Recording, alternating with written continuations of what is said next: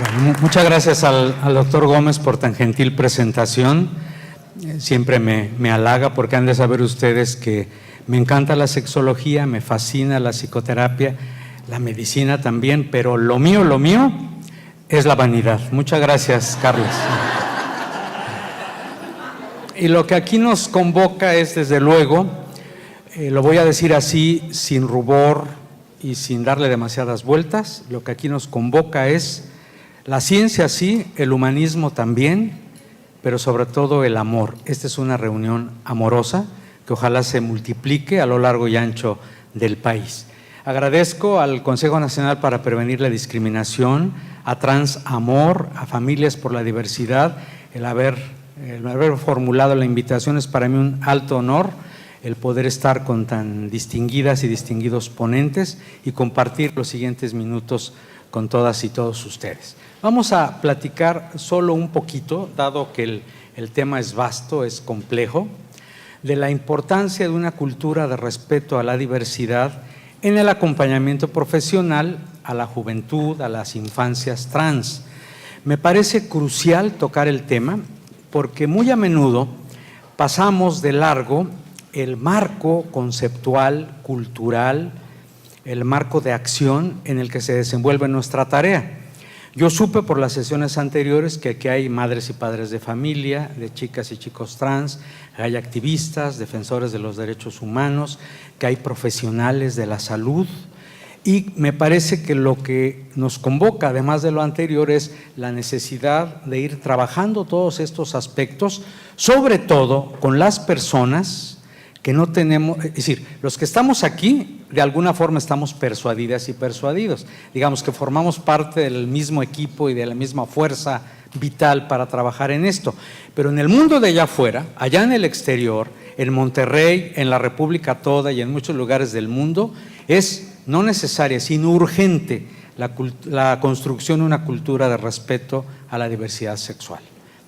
Y me gustaría iniciar con esta definición más o menos convencional, que aparentemente no tiene chiste alguno, pese a que para poderla formular se convocó a un buen número de especialistas en el campo de la educación sexual y la sexología. De hecho, si leemos esta definición sencilla de salud sexual, hasta parece una perogrullada. Hay tanto escándalo para una definición tan modesta. Lo que ocurre es que me parece es muy importante ponerle atención. La experiencia de un proceso progresivo de bienestar físico, psicológico, sociocultural relacionado con la sexualidad. Y ocurre que muchas veces nuestro concepto de salud o de la restauración de la misma tiene que ver con administrar inyecciones, con poner hormonas, con dar jarabitos o con algunas sesiones de psicoterapia. Pero no, la salud sexual, para empezar, no es algo que se produzca ipso facto. La salud sexual tiene que ver con todo un amplio proceso de construcción, algo que se va produciendo en el espacio-tiempo. La palabra proceso luego nos cuesta mucho trabajo. Eso es, se construye en el espacio-tiempo y no es un solo acto, no es un acto sumario ni una sola intervención. Pero por otro lado, estarán ustedes de acuerdo conmigo, independientemente que quienes estemos aquí vengamos de la academia o del activismo o de cualquier licenciatura relacionada con la salud, estarán ustedes de acuerdo conmigo en que los profes de las escuelas y facultades, por ejemplo, los maestros y maestras en general, ponen mucho énfasis en el carácter holístico para poder abordar la problemática humana, los factores o los asuntos humanos. Pero ocurre que no solemos ver al ser humano como un todo integrado, generalmente parcelamos los conocimientos y las intervenciones, de tal manera que, aunque nos insistan en esta visión globalizada, totalizadora, en realidad hay quien se dedica exclusivamente a lo orgánico y quien se dedica exclusivamente a lo psicoafectivo y quien está solamente inmiscuido en el terreno de lo cultural. Solemos no integrar, solemos no hacer integraciones creativas. Hoy por hoy, el trabajar en cualquier ámbito de los que estamos todas y todos nosotros exige por necesidad esta visión integrativa. Y un poquito de eso vamos a comentar, así sea someramente, porque tampoco tenemos demasiado tiempo. Yo me inscribo mi trabajo pues en el campo de la sexología existencial humanista, porque habrán de saber que hay varias sexologías, no hay una sola manera de abordarla. En el campo en el que yo me muevo, lo que aparece aquí en pantalla serían, como se dice ahora elegantemente, los paradigmas fundamentales, los ejes fundamentales: el respeto absoluto a la diversidad sexual y erótica, la refutación al modelo unívoco de salud-enfermedad. No quiere decir que quienes somos médicos tengamos que abjurar de nuestra disciplina, por supuesto que no. A mí me encanta ser médico. Lo que ocurre es que muchas veces se reduce a la patologización o a la concepción muy parcelar en un añejo modelo salud-enfermedad que necesita urgentemente ser actualizado. Desde luego, una crítica constante a la patologización de los comportamientos sexuales. Este asunto de patologizar los comportamientos sexuales que son adversos al status quo, o simple y sencillamente nuestro conservadurismo no nos deja ver más allá de lo evidente, ha hecho mucho daño, como ya se ha hecho constar en algunas intervenciones en este Congreso. La refutación a la ideología meramente procreativa, habida cuenta de que los encuentros eróticos, la vida sexual en general, va mucho más allá de tener hijos e hijas. Como decimos en Ciudad de México, está chido a veces tener hijos e hijas, pero tener encuentros sexuales, el encuentro de los cuerpos, pues, sirve para muchas más cosas que solo tener hijos e hijas. ¿Ya te acordaste? Sí, también para eso sirve. Amamos, nos comunicamos, de alguna manera hacemos amistades, pero sobre todo podemos compartir emociones y sentimientos en el encuentro de los cuerpos. De hecho, crecientemente cada vez más gente se ocupa de que no se produzcan embarazos y de disfrutar del principio del placer. Las dos cosas son válidas, pero no podemos decir que una sola cosa o para una sola cosa sirve el encuentro erótico. La equidad de género, en la que trabajamos muchos de los que aquí estamos, se relaciona justamente con reconocer la igualdad ontogénica de las personas. Valemos lo mismo, niñas y niños, hombres y mujeres. Si bien es cierto que tenemos que reconocer que hay una rémora muy importante, porque no cabe duda que la falocracia, el machismo, la inequidad de género permea nuestras culturas, de tal manera que es urgente que hagamos cosas al respecto. Y me consta, sé que muchas de quienes están aquí, veo caras conocidas, están en eso, están trabajando en ello. Y desde luego, algo que para el humanismo, en medicina, en psicoterapia, en sexología es básico: la tendencia actualizante. La tendencia actualizante no es ciencia, es ideología, pero nos conviene tener esa ideología, una confianza ilimitada en el desarrollo de las potencialidades de las personas. Es lo que nos permite emerger, salir adelante, por más oscuro que esté el panorama, por más obstáculos que aparezcan en nuestro crecimiento personal, y esto es muy importante para la temática de este Congreso. Confiamos en ello y apoyamos decididamente las decisiones, válgase la expresión, responsables de nuestros consultantes. En nuestro enfoque no decimos pacientes, sino consultantes. Y esto es aplicativo, desde luego, al oficio de dar clases, a la orientación y a la psicoterapia. Por otro lado, y también con importancia absoluta, si ya reconocimos que restaurar la salud no nada más atender aspectos biológicos o estrictamente biomédicos, tenemos que echar una repasadita somera a los derechos sexuales, que por cierto, va de anécdota, los derechos sexuales tienen como matriz a la sexología mexicana, porque fuimos las sexólogas y los sexólogos de este país que en este Congreso en Valencia presentamos nuestra declaración de principios, la declaración de principios de la FEMES, y digamos que la UAS, la Asociación Mundial para la Salud Sexual, la tomó prácticamente completita, le hizo algunos pequeños retoques, pero surgió pues de la sexología de México. Vamos nada más a repasarlos, decía de un modo somero.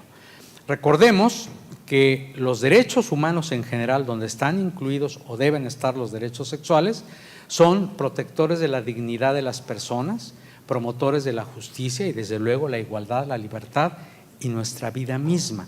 Por lo tanto, es fundamental no solo que los preservemos, sino que los comuniquemos, los desarrollemos, los ampliemos. Está el derecho a la libertad sexual, que muy a menudo se menoscaba en nuestra cultura, en nuestro medio, en nuestros países, de tal manera que se aplasta la libertad de elección Y hay personas todavía hoy, en el año 2018 en México, que son obligadas a casarse a los 12 o 13 años, por ejemplo, para citar simplemente un caso.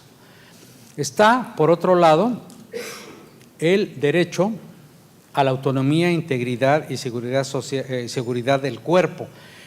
No nos vayamos muy lejos para pensar en mutilaciones genitales, simplemente pensemos que en nuestro medio, en México, pues en distintas entidades, este derecho es absolutamente ignorado y frecuentemente violentado. Otro derecho sexual importantísimo es el derecho a la privacidad sexual. En el mundo internetico, como que muchas veces este derecho igualmente es pisoteado, sin embargo, no hay que soslayar la importancia de preservarlo. Está como marco también de lo que estamos construyendo como cultura de respeto a la diversidad, el derecho a la equidad, independientemente de nuestro género, si tenemos o no alguna limitación observable, las así llamadas discapacidades, de que seamos jóvenes como ustedes o viejos como yo y de cualquier otra variante. Somos iguales y hay que favorecer que esa igualdad se traduzca en hechos concretos. El derecho al placer erótico, francamente limitado, particularmente es combatido por los grupos conservadores, se menoscaba, se reduce, se le niega, por ejemplo, el derecho a placer a la gente muy joven y en términos generales hay como un alegato absolutamente injustificado de que es algo que no hay que vivirse a plenitud, sino hay que reprimirlo. Y lamentablemente en muchos estratos de nuestra sociedad esto sigue siendo una, entre comillas, verdad de a libra. Está el derecho a la libre asociación emocional y aquí, aunque ha habido avances en algunas entidades de la República, señaladamente en la Ciudad de México, todavía es una gran asignatura pendiente que menoscaba, también impide el derecho, por ejemplo, de las personas del mismo género de celebrar contrato matrimonial o eclesiástico o de cualquier otra índole, ¿no? Por cierto, Jeremy ya me anunció que próximamente me invitará a la boda, ¿no es cierto? No te arrepientas. Si es que se decide, porque también hay que pensarlo, por supuesto. El derecho a la toma de decisiones libres, responsables, ojo, para tener o no tener hijos e hijas, porque estarán ustedes de acuerdo conmigo, sobre todo en el caso de las mujeres, que hay una presión social muy fuerte para que a fuerza, a como dé lugar, tengan hijos e hijas, cuando en muchas ocasiones las chicas dicen, no, ese no es lo que yo quiero para mi vida plena. Y está también, desde luego, el derecho a la información basada en el conocimiento científico. A lo largo de las sesiones de este Congreso podrán ver las intervenciones científicas basadas en la evidencia y, por supuesto, muy respaldadas en la literatura contemporánea de cómo intervenir en distintos aspectos con nuestras chicas y chicos trans, jóvenes y muy jóvenes.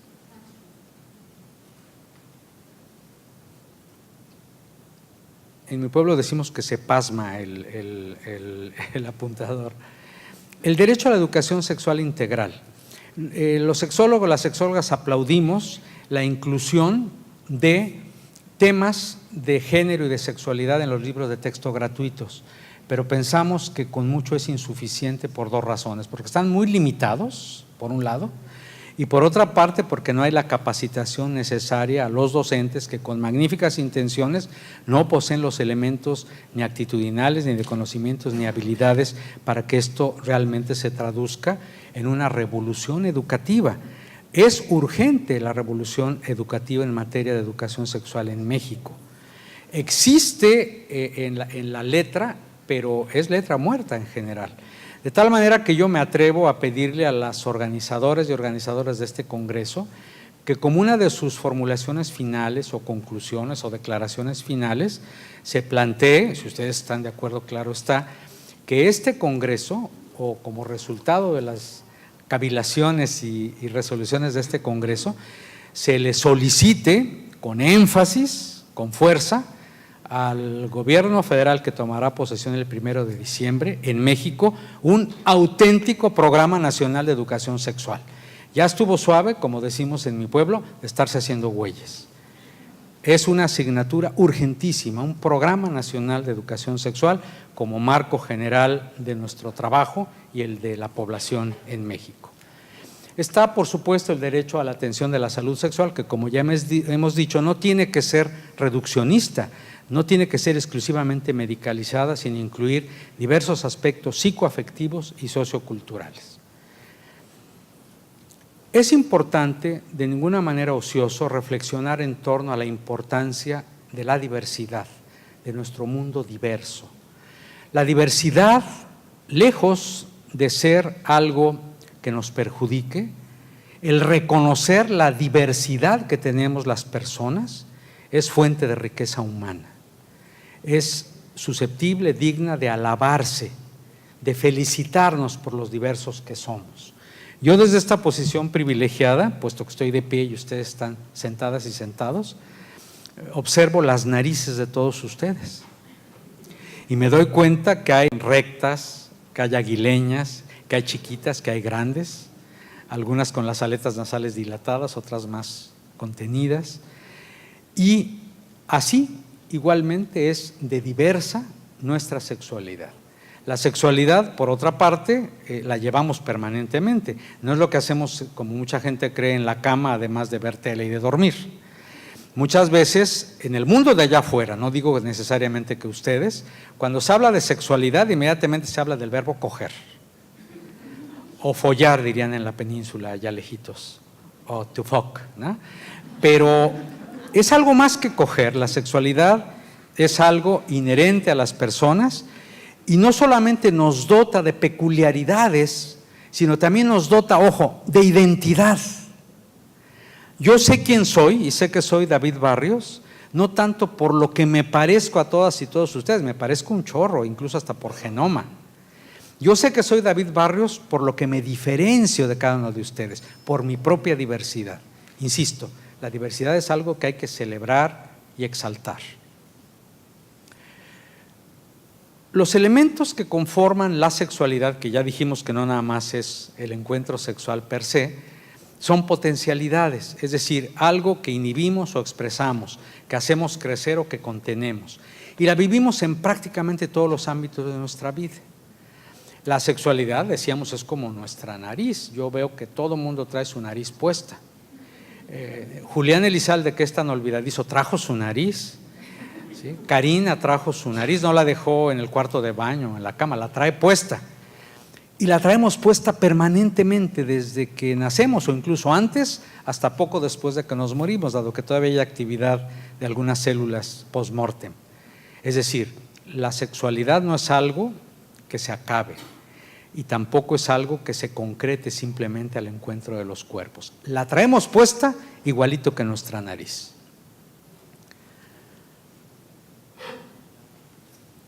Otro elemento que me interesa destacar, aquí con un carácter eminentemente didáctico, porque hacerlo de manera muy detallada igual ameritaría todo un congreso, y además aquí están presentes diversas sexólogas y sexólogos, colegas míos, es observar a la sexualidad como un vasto complejo de elementos en los que figuran el sexo, con una connotación eminentemente biológica, el género como construcción social, pero con aspectos psicoafectivos importantes, los vínculos amorosos, afectivos entre las personas, la reproductividad que va más allá de la simple procreación biológica y la vivencia erótica que tiene que ver con el deseo, la excitación y el orgasmo, probablemente el motor energético más poderoso que la humanidad tiene, a lo mejor más que la política, la guerra y la economía. Todo esto es sexualidad y si son observadoras podrán ver que hay como flechitas de doble vía que no solo intercomunican a estos glóbulos, unos entre otros, sino que además nos dan el carácter dialéctico de determinación recíproca entre todos estos elementos. Así es de vasta y compleja la sexualidad, no voy a tener el mal gusto de entrar en detalles porque no es el objetivo de esta intervención, pero sí el avanzar en algunos aspectos que nos permitan darnos cuenta de la importancia de esta cultura de respeto a la diversidad. El sexo, con connotación eminentemente biológica, tiene un nivel génico, uno cromosómico, uno gonadal, el de las hormonas, que si bien son las mismas, están en proporciones diferentes en los dos sexos biológicos y en los estados intersexuales, los órganos sexuales de fuera de la pelvis, los que están dentro, los caracteres sexuales secundarios, cuya inhibición es muy importante cuando atendemos chicas y chicos trans, y el sexo así llamado cerebral, que es aquel que nos explica las diferencias entre niñas, niños, no niñas y ambos, niñas y niños al mismo tiempo, más allá de lo que nos puede explicar la cultura y el aprendizaje social. Es decir, lo que es estrictamente neurológico, y hay investigación reciente que documenta esta información. El género, del que ya se ha venido hablando de manera brillante, yo nada más voy a detallar algunos aspectos, lo podemos entender como un amplísimo sistema de creencias, de actitudes, de valores, de cosmovisiones, de formas diferenciadas de ver el mundo y la vida, que aprendemos desde muy chiquito y que además se nos van reforzando a lo largo de nuestra historia. Es por otro lado una categoría social que desde luego tiene implicaciones biológicas y emocionales, que es como nuestra tarjeta de presentación, nuestra etiqueta hacia el mundo exterior. Soy niña, soy niño. Generalmente en el mundo binario así se ven las cosas. Pero una primera afirmación que quiero hacer, por si hiciera falta, es que sexo y género son diferentes, para empezar. Si yo en este momento les preguntase, a ver, díganme por favor cuál es mi sexo, ¿qué me dirían? La respuesta correcta es no sabemos. No saben si tengo vulva o escroto o pene. No saben si mi fórmula sexocromosómica es X o XY. No saben si tengo más andrógenos que estrógenos. No me han hecho ninguna tomografía, etcétera, etcétera. Ustedes pueden presumir que quizá, tal vez, mi sexo, mi biología es de macho biológico, no de macho social, nada más de macho biológico. Pero no lo podrían asegurar sobre ningún libro sagrado como el Corán o la Biblia o las Memorias de Marta Fox o algo así, ¿no? En cambio, si yo les pregunto cuál es mi género, probablemente no se equivoquen. ¿Cuál es mi género?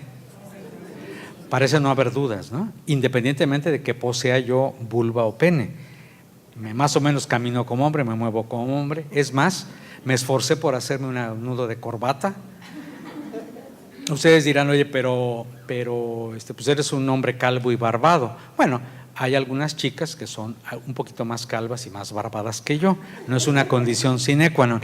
Aquí en un establecimiento cercano a este lugar, a este hotel, hay un letrero que dice: solicitamos personal de ambos sexos. Yo me dije, recorcholis, el público intersexual regiomontano, qué solicitado está, porque además exigen los dos sexos, no les basta con uno. Cuando debiera decir, solicitamos personal de uno u otro género, a menos que les hagan una batería de estudios amplios que puedan establecer que poseen algún estado intersexual. La vertiente género, la dimensión género, es importante glosarla un poquito, porque esto que voy a poner aquí tiene un carácter didáctico. Mis maestros de sexología me censurarían y me regresarían a los cursos básicos, pero yo tengo la obligación de un elemento de didáctica que nos pueda ayudar a veces entender, como diría Jorge Drexler, este mundo tan complejo. El género de asignación, que en nuestro medio, los sexólogos del país, preferimos llamarle así, que sexo de asignación, a menos que se trate de literatura sexológica más o menos antigua, que es el que solemos poner, designar, nominar en el nacimiento. Ahora, con los métodos imaginológicos y con los estudios sofisticados que hay, podemos conocer el sexo antes del nacimiento, ¿no es cierto? Pero no cabe duda que el acto ritual humano, como se dice, que hay en la entrepierna, de ver qué hay ahí, es fundamental. Entonces el médico, la partera, el taxista o el policía que atiende el parto, antes de ver si no hay alguna secreción que impida la respiración adecuada, lo que hace es ver si hay pene o hay vulva o algo que se asemeje a una o a otra. Y la educación emocional, sentimental, formal de ese ser humano va a depender en buena medida de este género de asignación.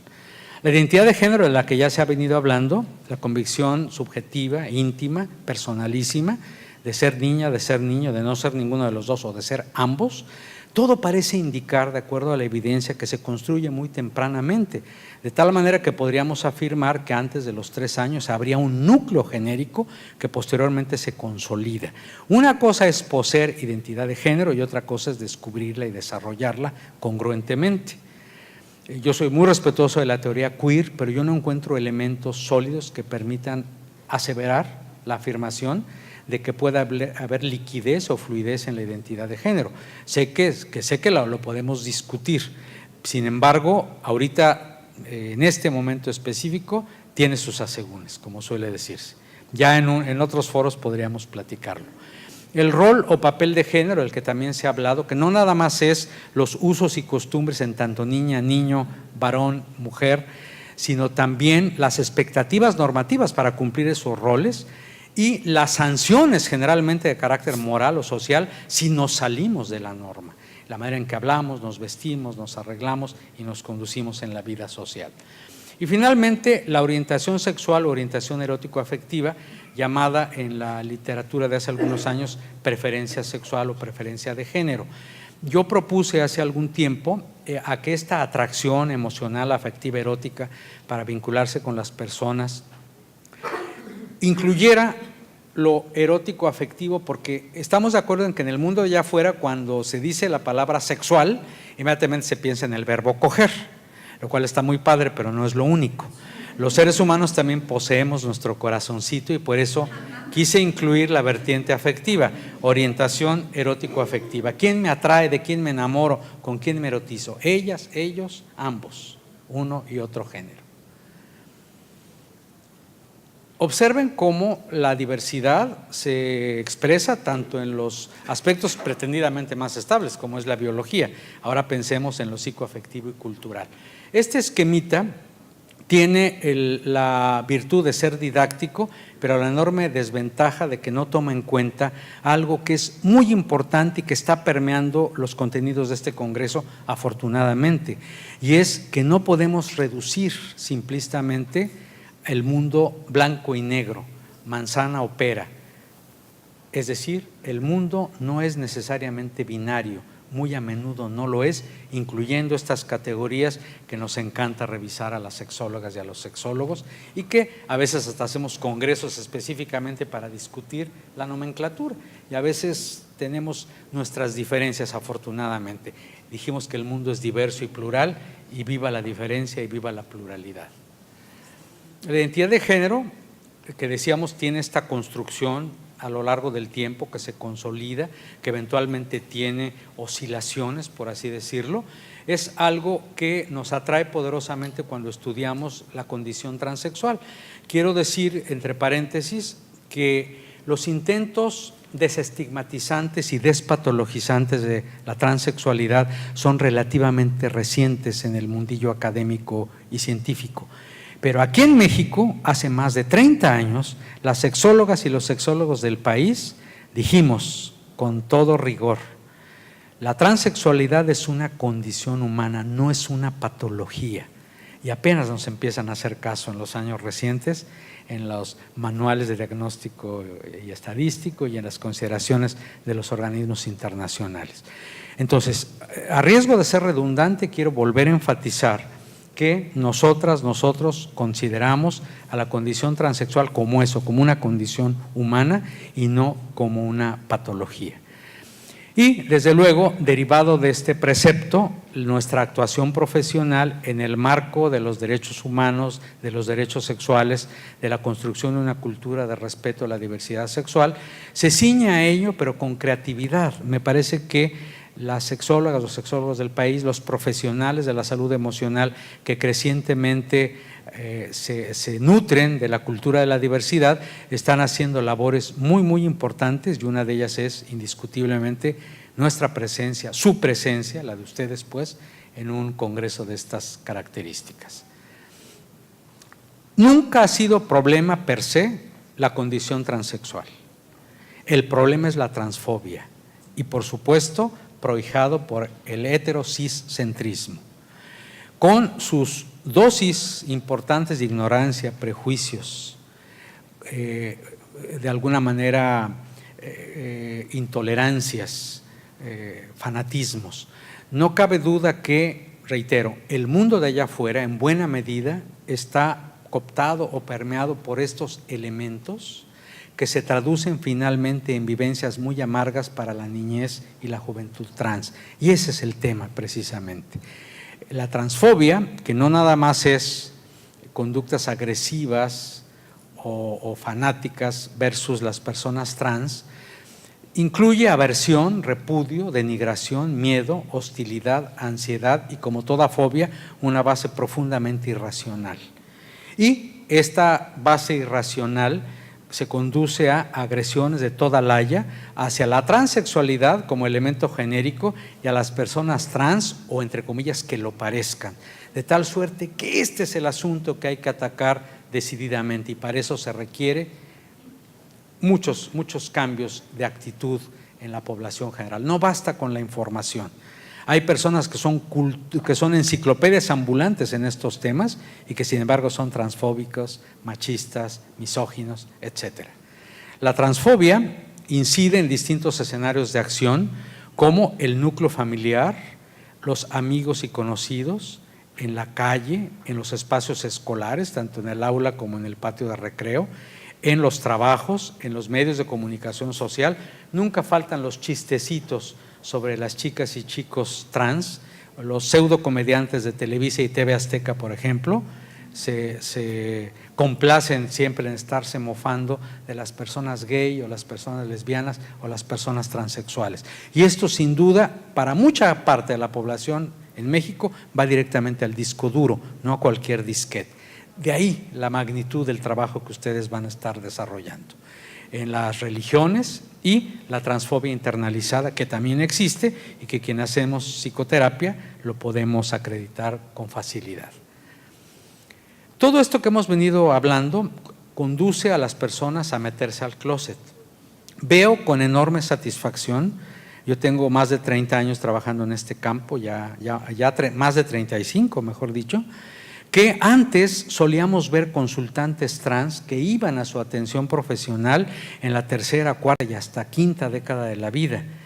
Y más recientemente estamos observando niñas y niños, juventud trans, que es llevada por sus papás, por sus mamás, con una actitud enteramente diferente. No me quedan claras muchas cosas, dicen papá y mamá, tengo miedos, tengo insuficiencias, tengo gran ignorancia, pero tengo también mucho amor por mi hija y por mi hijo. Cada vez lo vamos viendo con más frecuencia. El espectro de la transfobia va desde los chistes y comentarios en reuniones y fiestas, donde se hace befa y escarnio de la persona trans, pasando por distintos tipos de agresiones, incluyendo el bullying escolar y muchos otros, hasta los nefastos crímenes de odio por transfobia, que existen en México y que soslayarlo sería absurdo. En México se siguen asesinando mujeres y hombres trans, particularmente mujeres trans, como parte de la misoginia general y de los feminicidios. Es un asunto que también es de nuestra competencia. Por eso subrayo, la salud sexual no basta con administrar hormonas o dar parches o hacer cirugías. La salud sexual tiene que ver con echarle una mirada crítica a todos estos elementos que, lejos de contribuir al respeto a la diversidad, lo perjudican terriblemente.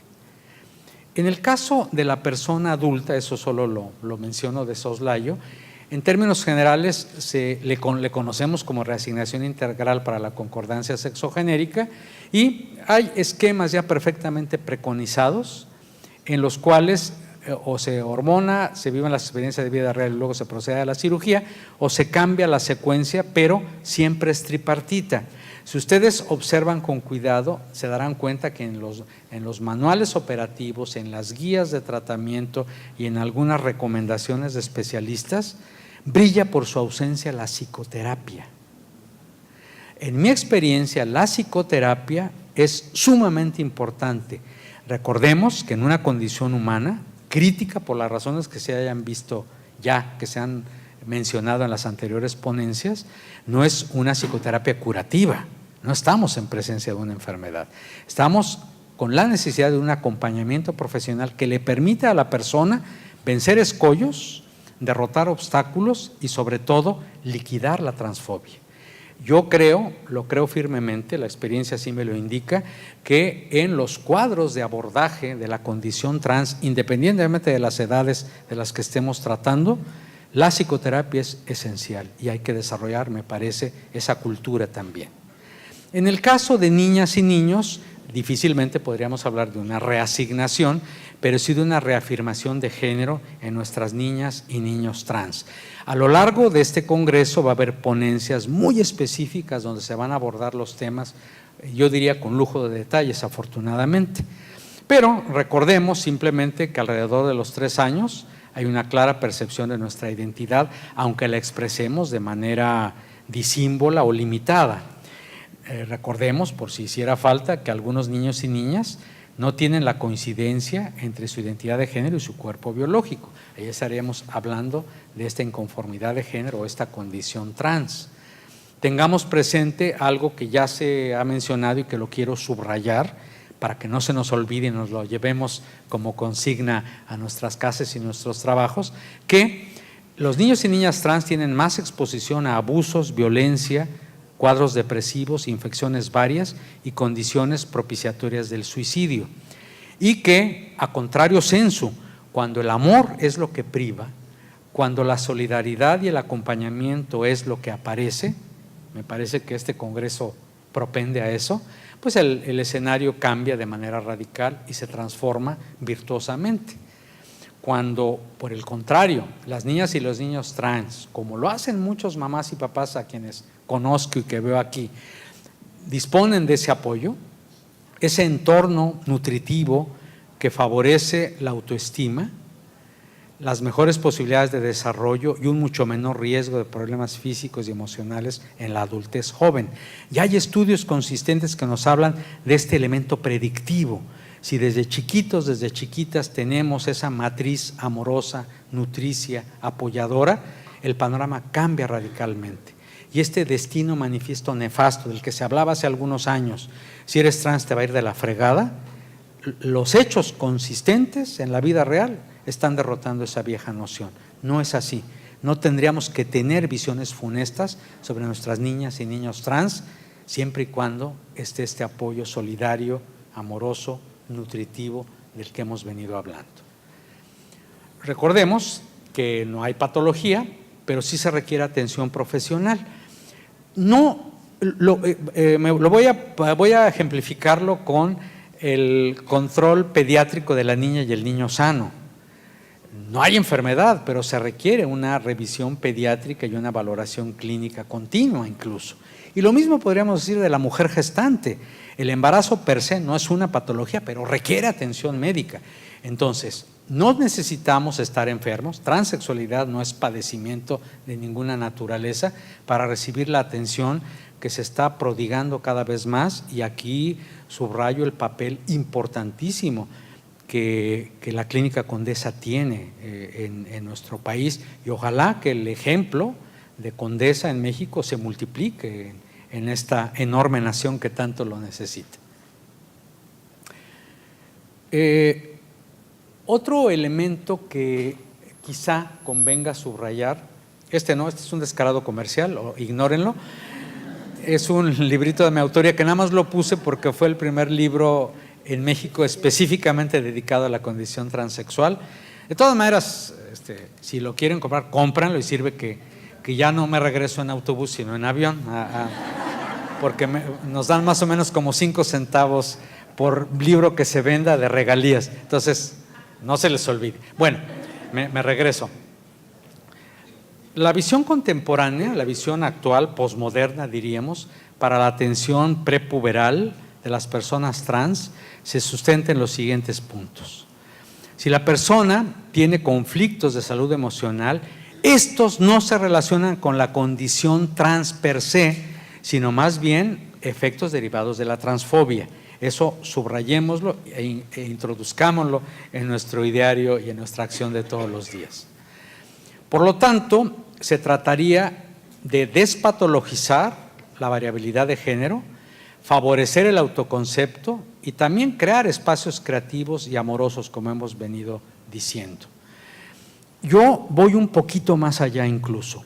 Me parece que el tema trans se debe desmedicalizar. Y alguien dirá, oye, pero ¿cómo? Si tú eres médico y acabas de afirmar hace un ratito que hay que tener intervenciones médicas, psicoterapéuticas y de otra naturaleza. Lo que pasa es que el tema trans debe estar en la agenda de los derechos humanos y los derechos sexuales. La atención que hacemos psicoterapeutas, trabajadoras sociales, clínicos diversos, es simplemente coadyuvante de un esquema amplio que tiene que ver el desarrollo de la cultura de respeto a la diversidad sexual. No ignoremos el hecho de que una cosa es poseer y desarrollar una identidad de género y otra, el que la expresión de género sea mutable a lo largo del tiempo. ¿Por qué afirmo esto? Afirmo esto porque una persona puede tener incluso detenciones llevadas por la transfobia, por la reacción adversa del entorno y tratar de reforzar, por ejemplo, una chica trans en cierta etapa puede reforzar su masculinidad, entre comillas, para taparle el ojo al macho y para cursar sin demasiados problemas. Pero sucede que la vida es adversa y es exactamente al contrario. La persona cambia cuando es ella misma, la persona se recupera cuando realmente reconoce su real identidad de género.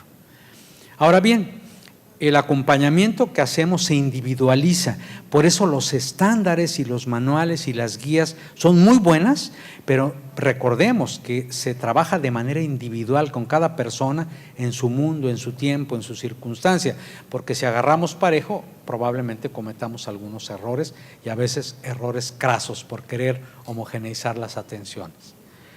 No es ocioso tampoco recordar que las niñas y niños trans no requieren intervención medicamentosa endocrinológica, lo cual no quiere decir que no necesiten vigilancia periódica y si se puede continua, porque recordemos que los cambios en la pubertad suelen acentuar los elementos disfóricos o de inconformidad con el género. Obviamente el mundo se torna nebuloso y adverso cuando los cambios corporales que tengo no son consistentes con mi real identidad de género. Por lo tanto, es importante, ya se ha dicho también aquí, y habrá sesiones en este congreso muy especializadas, que es básico el que se hagan valoraciones. Las personas prepúberes que hayan nacido con sexo femenino deberán ser cuidadosamente valoradas en este rango de edad, entre los 8 y los 12 años. Las personas con sexo masculino deberán ser cuidadosamente valoradas entre los 9 y los 3,5 años de edad, con base en criterios eminentemente anatomofisiológicos como el criterio de Tanner para las personas que han nacido con esta característica biológica, pero que su identidad no corresponde a la misma. ¿Para qué esta vigilancia? Bueno, pues para hacer, ahora sí, las intervenciones médicas pertinentes. Ya quedamos que la intervención médica no asume patología, pero sí relación profesional de ayuda. Verán en sesiones posteriores, yo ahorita nada más lo menciono de soslayo, que los análogos de la hormona liberadora de gonadotropina inhiben el proceso puberal al bloquear la estimulación hipoficiaria de testosterona por los testículos y estrógenos en los ovarios. Pues claro que sí, porque ¿qué aliviane de vida le da a un chico, por ejemplo, el que no desarrolle las mamas y la anchura de la cadera? ¿Y qué aliviane le origina a una chica que digamos, no desarrolle voz gruesa o vello en el rostro, por citar ejemplos? Es decir, los bloqueos nos ayudan a evitar sufrimiento, agresiones y todos los riesgos que hemos mencionado someramente. Porque al evitar que aparezcan los caracteres secundarios de sexo al nacer, se obtiene bienestar. Puede pasar incluso, como hemos acreditado quienes vemos a personas a lo largo del tiempo, pues no solamente pasar de la disforia a la disforia, sino incluso tener chance para poder valorar cada circunstancia, autoexplorarse, sobre todo en la esfera emocional, y tomar decisiones consecuentes. Muchas veces se parten de supuestos que no corresponden al real anhelo de la persona. Por ejemplo, muchos chicos trans, hay insistencia de los clínicos que los rodean en que necesariamente se debe efectuar la neofaloplastía y tener órganos sexuales acordes a su identidad de género, pero no necesariamente. De hecho, muchos chicos trans se la pasan re bien incluyendo el plano erótico, sin la neofaloplastía, con una característica adicional importante: despliegan una vivencia erótica más amplia, no centrada en el coito, y con lo que llamaríamos las sexólogas y los sexólogos un erotismo integral mucho más amplio. No olvidemos esto: la propia persona es quien decide los cambios fundamentales, y estos elementos de bloqueo, que siempre será temporal, le permiten a la persona establecer un ámbito de autorrevisión para tomar las decisiones congruentes con su real gana, para decirlo claramente. Estas sustancias, los análogos de la gonadotropina, se administrarán por 2 a 4 años. El reemplazo hormonal se iniciará alrededor de los 16 años. Este esquema tiene excepciones, advierto. No necesariamente agarramos parejo siempre, o no necesariamente los endocrinólogos pediatras agarran parejo. Muchas veces la no recomendación de hacer una prolongación de esto sin meter contrahormonación o contrahormonación sexual es importante para evitar riesgos de osteoporosis. Pero aquí será el clínico, en este caso el endocrinólogo pediatra, quien hará la evaluación pertinente.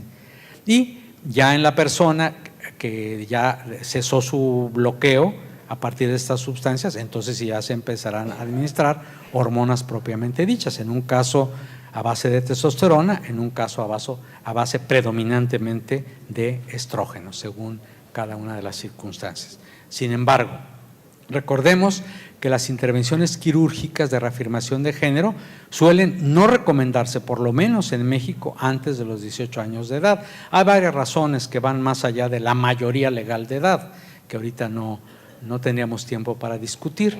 Las más usuales son la vulvovaginoplastia y mamoplastía en las mujeres trans, y la mastectomía con virilización del pecho y neofaloplastía en el hombre trans, aunque yo veo crecientemente en mi experiencia clínica que cada vez hay más chicos trans que no desean la cirugía de órganos sexuales externos pélvicos, y por algo ha de ser.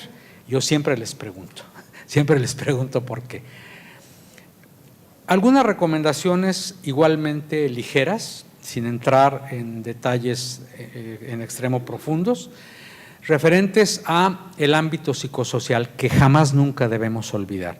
Está bien todo lo que tiene que ver con lo medicalizado, con las salvedades que ya apuntamos, pero hay que echarle un ojo a estos elementos.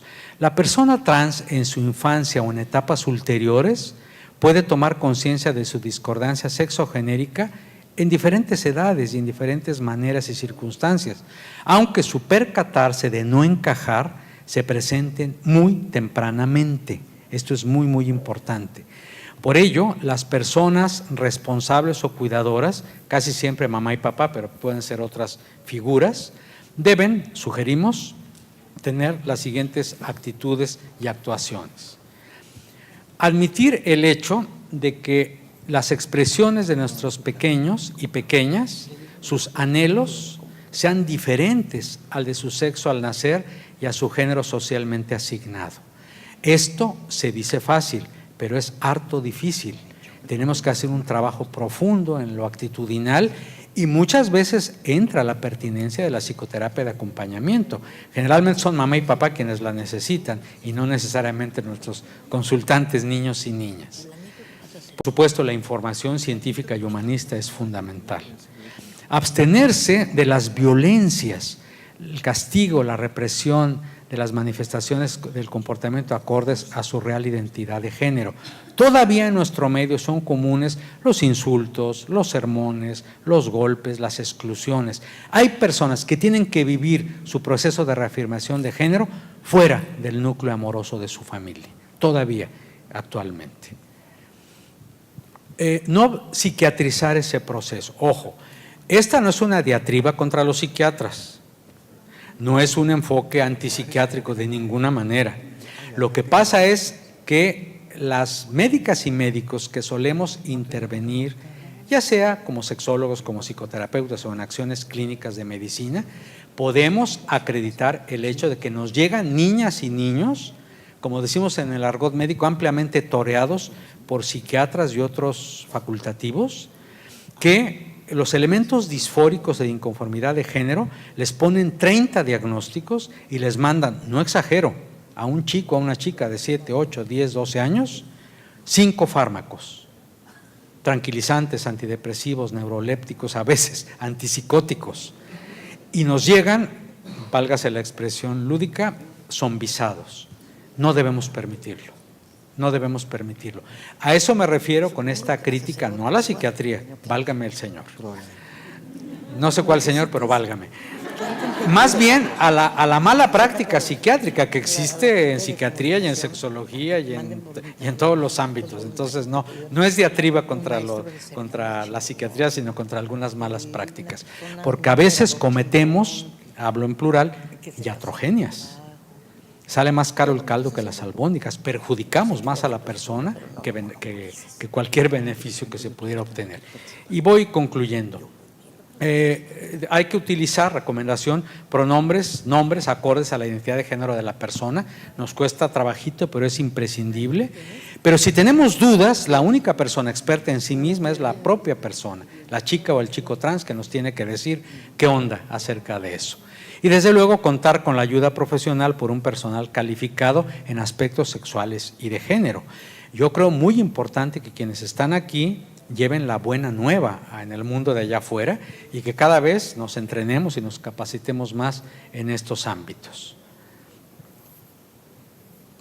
Obtener acompañamiento psicoterapéutico, psicoeducativo para las personas responsables o cuidadoras, y como lo hemos hecho muchas veces, ya que hay varias testigas y testigos de que lo realizamos, ir a las escuelas para generar un ambiente respetuoso y empático hacia la persona trans en los aspectos de reivindicación de su identidad y desde luego de su expresión de género.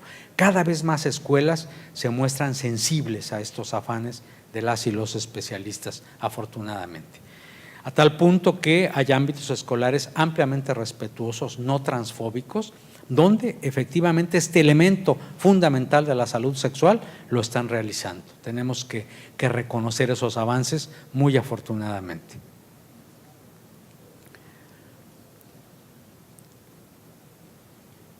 Pertinente para quienes estamos aquí, veo muchas caras conocidas que trabajan sistemáticamente en esto. Recurrir a los grupos organizados de familiares y amigos a favor del respeto a la diversidad sexual y desde luego familiarizarse con la legislación federal y local y en el campo de los derechos humanos, así como los diversos protocolos de atención para las personas trans. El día de mañana se va a dar a conocer un protocolo para la atención de las personas trans que es insustituible y muy importante de aprender. Entonces hay que familiarizarse y difundir todo esto como elementos sustantivos de la salud sexual. Desde luego, lo que estamos haciendo, lo que están haciendo ustedes, defender los derechos de la persona trans en los diferentes escenarios, la familia, la escuela, el acceso a la atención profesional adecuada.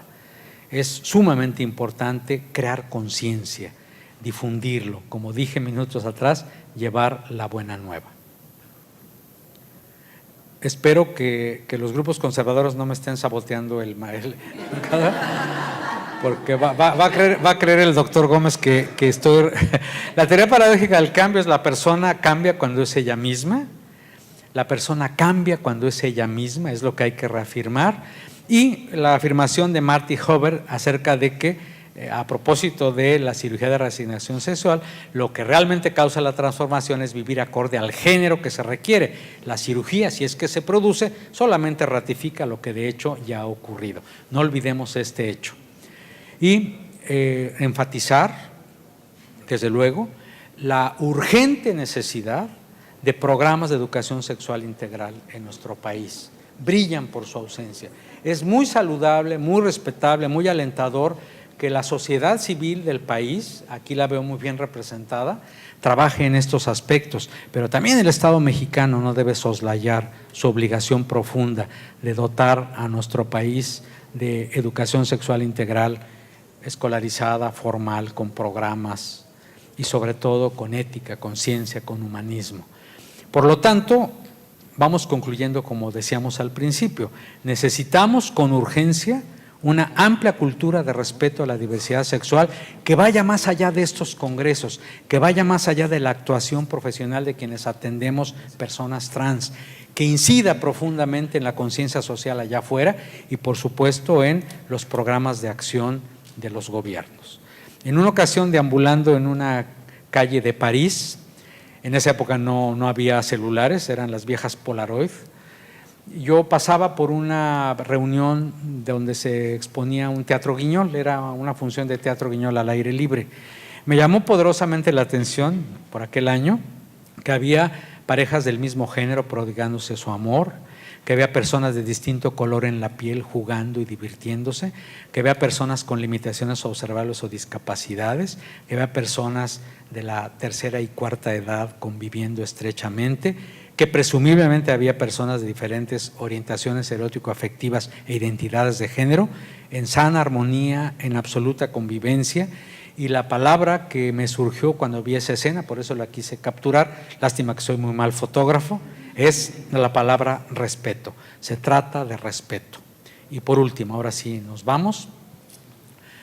Las personas cuidadoras, responsables de todas las infancias, trans o cis, porque aquí nos agarra parejito, todas y todos somos diversidad sexual, todas y todos somos seres humanos, debemos asegurarnos como mamás, como papás, como docentes, como terapeutas, con palabras, pero sobre todo con actitudes y comportamientos para nuestras hijas e hijos. Te respeto y te amo. Y con eso concluyo. Muchas gracias.